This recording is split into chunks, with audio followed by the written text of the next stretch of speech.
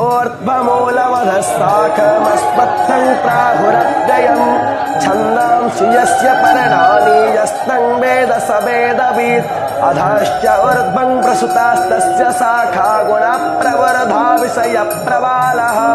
अधश्च मूलान्यनुसन्ततानि कर्मानुबन्धेन मनुष्यलोके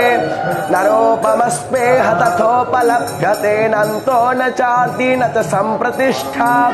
अस्मत्थमेनं सुविरूढमूलमसङ्गशस्त्रेण दृढेन चित्वा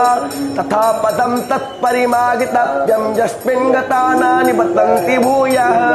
तमेव चाद्यं पुरुषं प्रपद्ये यथा प्रवरति प्रसुता पुराणी